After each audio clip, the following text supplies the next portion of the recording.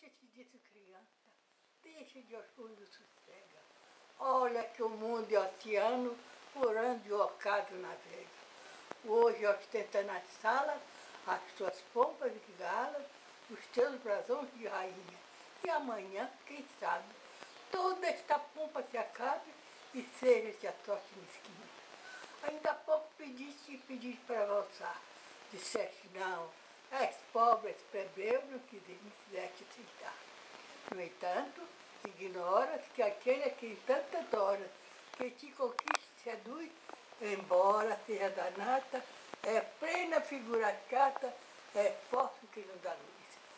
O que é velho e sempre novo é ver-se um filho do povo lutar, descer e subir, de braços dados com glória, para conquistar a história, para conquistar o povo.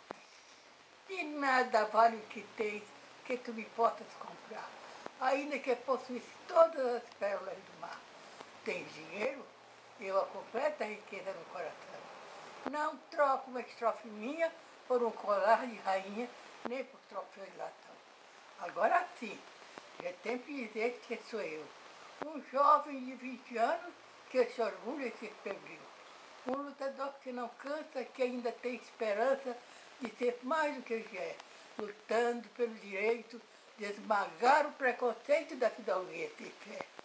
Quando me olhas assim, com esse desdém e altivez, rio tanto de ti e chego a chorar também.